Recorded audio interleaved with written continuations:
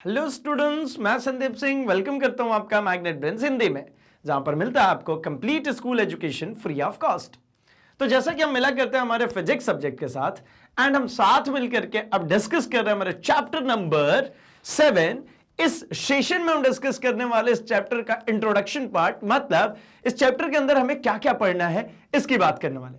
तो जैसा कि आपको पता है कि मैग्नेट ब्रेन्स हिंदी किसी भी तरीके का कोई भी पेड या किसी भी तरीके का कि कोई 2 चैप्टर्स पढ़ लिए इसके बाद कुछ पेमेंट कर दो, कोई सब्सक्रिप्शन ले लो, गोल्ड सब्सक्रिप्शन ले लो, प्रीमियम सब्सक्रिप्शन, ऐसा कुछ भी नहीं आता भाई, है ना। तो शुरू करते जरा हम एक इंट्रोडक्शन। कौन सा चैप्टर का? चैप्टर नंबर 7, कणों के निकाय तथा घूर्णी गति। मतलब कणों का निकाय से मतलब है कि किसी ऑब्जेक्ट की, अगर किसी द्रव्यमान की हम बात करते हैं तो ओवरऑल एक द्रव्यमान बहुत ही छोटे छोटे कणों से मिलकर के बना होगा। तो क्यों ना मैं एक बड़े से पिंड को n नंबर ऑफ छोटे छोटे कणों का निकाय कहूं, सिस्टम कहूं। तो इसी चैप्टर को हम देखने वाले हैं। चलिए एक बार फटाफट से देख लिया जाए कि इस चैप्टर में पढ़ना क्या क्या है। इस चैप्टर में सबसे पहले तो भैया डिस्कस हम ये करेंगे कि ये होता क्या है, क्यों पढ़ रहे हैं हम इसको। तो जैसा कि हमने अभी डिस्कस किया कि भाई कोई भी पिंड, किसी भी पिंड की आप बात कर लीजिए, मैं कहता हूं कि ये एक कोई पिंड है। अब भैया अकेला ये पिंड तो इस तरीके से मतलब फ्रेम बना नहीं होगा ना, ये कैसे होगा? तो मैं कहता हूं बहुत ही छोटे छोटे कण होंगे इसके अंदर, खूब सारे छोटे छोटे क्या होंगे भाई, कण होंगे, और इन छोटे छोटे कणों को मिलाकर के ही ये क्या बना होगा, ये पूरा पिंड बना होगा। तो मतलब ऐसा कह दूं कि कोई भी एक द्रव्यमान का होना, सीधा सिंपल सी बात है कि उसके अंदर बहुत सारे उसके अवयवी कणों की संरचना है। एक बहुत ही छोटे छोटे अवयवी कणों का क्या है, निकाय है, सिस्टम है। तो इसी चीज को इसमें देखना है। अब बारी ये होती है कि अगर मैं आपसे एक सिंपल सी बात करूं कि आप एक काम करो ना, इस ऑब्जेक्ट को, है ना, एक ऑब्जेक्ट ले लो, आप सपोज इसकी बात कर लो, इसका कोई एक कण मैं मार्क कर देता हूं। सपोज इसका एक कण यहां पर है, ये इतने सारे कणों से मिलकर के बने, और इसको ऐसा गोल घुमाता हुआ ऐसा ऊपर उछालिए। तो आपको जैसे स्पिनर की बात करना, स्पिनर्स जब बॉल डालते तो कैसा होता है, वो स्पिन भी होती है और आगे की तरफ भी बढ़ रही होती। तो मैं कहता हूं कि इसको स्पिन भी करना है, और मान लीजिए मैं इसको ऊपर की तरफ उछाल दे रहा हूं। तो क्या होगा भाई, अगर मैं किसी एक कण की गति का अध्ययन करने आपसे कहूं, कौन से कण की, मैं कहता हूं इस कण की गति का अध्ययन कीजिए, तो ये कण कैसा हो रहा होगा, यहां से ऐसा ऐसा घूमता हुआ, ऐसा ऐसा ऐसा। बड़ा ही टिपिकल सा काम है ना कि मैं इस पार्टिकल की, कौन से पार्टिकल की, जिससे ये पूरा ऑब्जेक्ट बना, उसके किसी एक पार्टिकल को लूं और उसके गति का अध्ययन करूं। बड़ा ही टिपिकल काम है।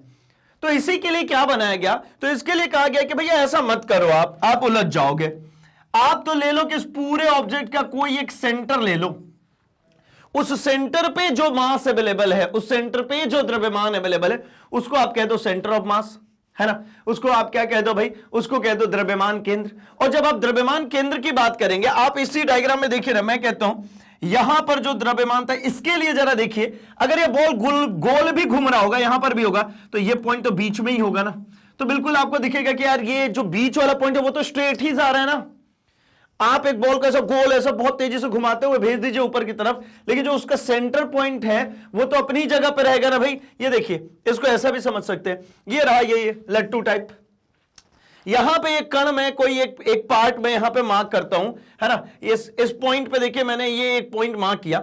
इस पॉइंट की अगर आप गति देखेंगे तो अलग होगी, लेकिन अगर आप देखें किसकी, भाई इसके जो केंद्र पे एकदम पॉइंट होगा, इसके बिल्कुल सेंटर पे जो पॉइंट होगा, वो तो हमेशा बीचों बीच ही दिखेगा ना आपको, वो ऐसा स्पाइरल करता हुआ नहीं दिखेगा। तो हम इसी के बारे में स्टडी करने वाले हैं कि भैया मैं जब कहता हूं कि एक वस्तु के ऊपर बल लगा और वस्तु चलने लग गया, तो भैया अकेला वो वस्तु तो नहीं था ना, है ना। उस वस्तु में बहुत सारे कण थे, उन सभी कणों को मैंने चलायमान किया, उन सभी कणों को चलाया। तो क्या सभी कणों का अध्ययन कर सकते हैं? नहीं कर सकते। तो क्या करेंगे भाई, हम एक केंद्र मानते हैं। हम कहते हैं कि मान लीजिए ये जो अभी हम लोगों ने एक एग्जाम्पल जो रखा था, इसमें ये पूरे ऑब्जेक्ट का एक केंद्र हो गया, और इसी केंद्र के परितः सब कुछ अध्ययन करेंगे हम, ठीक है। इसी को द्रव्यमान केंद्र कहते हैं। मतलब मान लिया कि पूरे ऑब्जेक्ट का द्रव्यमान यहां पर है और उसी के अकॉर्डिंग स्टडीज करेंगे। इसके बाद क्या होगा, तो बात करेंगे द्रव्यमान केंद्र की गति, कि ये जो द्रव्यमान केंद्र सेंटर ऑफ मास है, ये कैसे गति करेगा। फिर बात करेंगे क्या भाई, कणों के निकाय का रेखीय संवेग। फिर दो सदिश का सदिश गुणनफल की अल्टीमेट इसमें बात करनी है। चूंकि हम लोगों ने वेक्टर कैलकुलेशंस अलग से भी सॉल्व कर लिया कि दो वेक्टर्स का वेक्टर प्रोडक्ट कैसे निकाला जाएगा, ठीक है ना। इस चैप्टर के अंदर में कुछ मैथमेटिकल कैलकुलेशंस भी आने वाले हैं एंड हमने वो सभी मैथमेटिकल कैलकुलेशन स्टार्टिंग में भी किया और यहां पर भी करेंगे, ऐसा घबराने की जरूरत नहीं है। तो इसमें क्या पढ़ेंगे भाई कि ऐसे कणों का जो पूरा निकाय हो तब इनका संवेग क्या होगा। जैसे आपको पता है संवेग क्या होता है भाई, मास इंटू वेलोसिटी, द्रव्यमान इंटू वेग। तो भाई यहां तो बहुत सारे द्रव्यमान होंगे, तो कौन कौन से वाले के द्रव्यमान का वेग के साथ में गुणा करेंगे, हम इसकी भी बात करेंगे। फिर भाई क्या, कोणीय वेग और इसका रेखीय संवेग, है ना।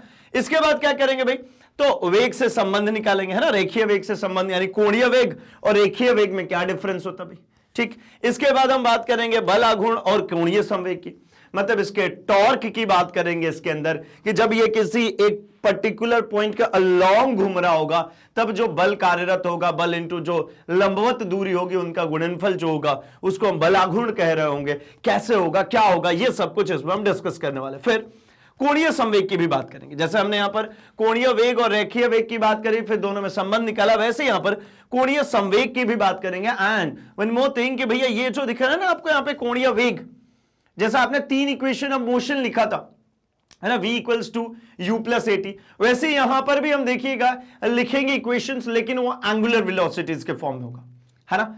एंगुलर वेलोसिटीज, एंगुलर एक्सीलरेशन, मतलब कोणीय वेग, कोणीय विस्थापन, ठीक है। और समय तो भैया जो समय होता वही होता, उसमें कोई चेंजेस नहीं आते, ठीक।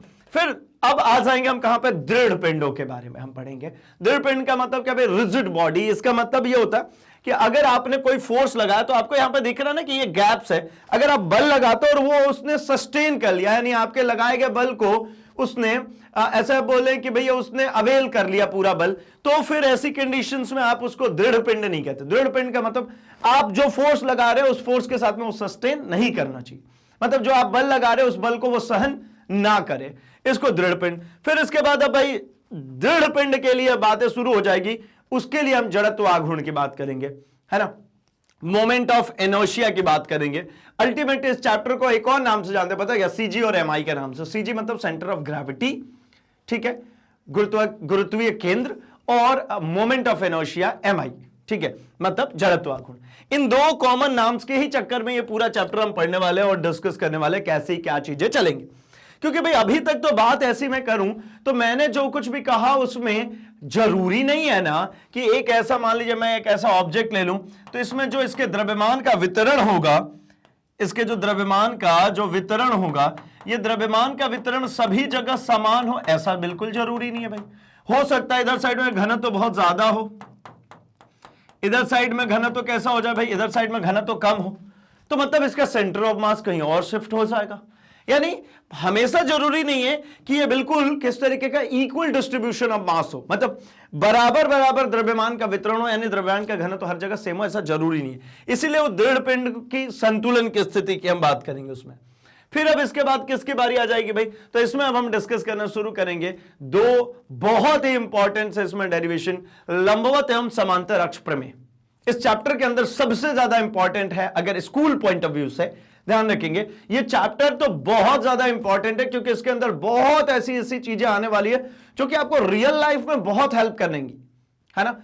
कॉम्पिटेटिव के पॉइंट ऑफ व्यू से तो ये चैप्टर है ही है इंपॉर्टेंट, बट हमारे school examination point of view से ये लंबवत एवं समांतर अक्ष जो प्रमेय है ना, parallel axis theorem and perpendicular axis theorem, ये बहुत इंपॉर्टेंट है। ये लगभग मान के चलिए इस चैप्टर से ये क्वेश्चन, इस पे बेस्ट क्वेश्चन आने ही आने देखेंगे हम इस चैप्टर के अंदर, मतलब इसके कंसेप्ट वीडियोस में आगे चल करके।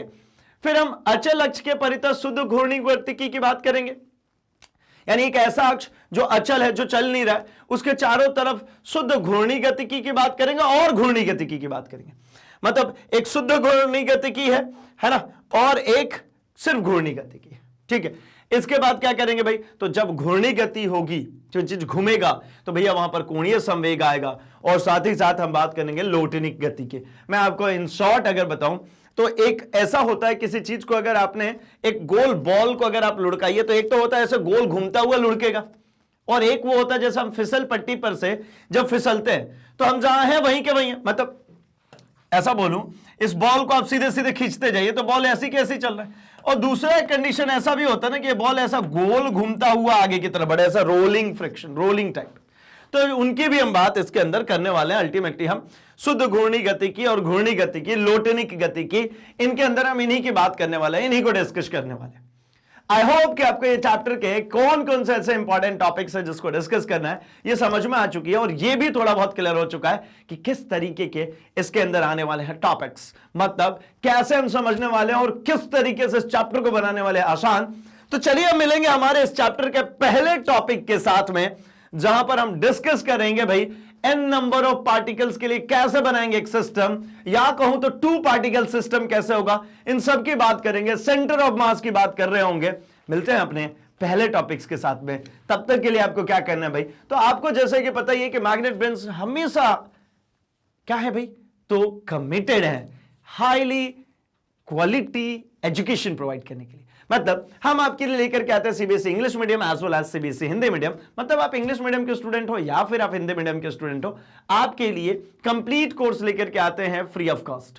साथ ही साथ आपको पता है कि ये जो सीबीएसई अल्टीमेटली मतलब है एनसीईआरटी बेस्ड, यानी आप किसी भी स्टेट बोर्ड से हो आपकी पूरी क्लासेस यहां पर मिल जाती है फ्री ऑफ कॉस्ट। साथ ही साथ अगर आप यूपी या बिहार बोर्ड से, तो आपके लिए तो एक्सक्लूसिव प्लेलिस्ट मिल जाती है जहां पर आपकी बोर्ड के अकॉर्डिंगली आपका पूरा कोर्स कंटेंट अवेलेबल है। साथ ही साथ अगर आप NTSC, olympiad, CUET, spoken English की तैयारी के लिए मैग्नेट ब्रेन्स के साथ में जुड़े हैं, तो जुड़े रहिए, क्योंकि हम आपके लिए लेकर के आते हैं अगेन ये सारे कोर्सेज भी फ्री ऑफ कॉस्ट। साथ ही साथ अगर आप चाहते हैं थोड़ा बहुत इंप्रोवाइजेशन, चाहते हैं अपने आप को और बूस्ट करना, तो सिंपल सा काम करना भाई, इस वीडियो के डिस्क्रिप्शन बॉक्स में जाइए, बुक्स एंड ई बुक्स के लिंक्स अवेलेबल है, उसको फॉलो कीजिए एंड फटाफट से ऑर्डर कर लीजिए बुक्स एंड ई बुक्स को भी। साथ ही साथ जिस तरीके से आप हमारे साथ कनेक्टेड है हमारे YouTube चैनल पे, इसी तरीके से आप हमारे साथ कनेक्ट हो सकते हैं हमारे social media platform, that is Facebook, Instagram, Twitter, Telegram पर, जहां पर आप अपने कोई भी सजेशंस हो वो हम तक पहुंचा सकते हैं, एंड हमारी तरफ से कोई नई इंफॉर्मेशन आती है वो फटाफट आप तक पहुंच सकती है। जल्दी से इस वीडियो को लाइक कर दीजिए, चैनल को सब्सक्राइब एंड इसे अपने दोस्तों में शेयर भी कर दीजिए भाई, क्योंकि मैग्नेट ब्रेन्स हिंदी लेकर के आते हैं quality education free of cost. तो मिल रहे हैं इस चैप्टर के पहले टॉपिक के साथ, तब तक के लिए थैंक्स फॉर वॉचिंग।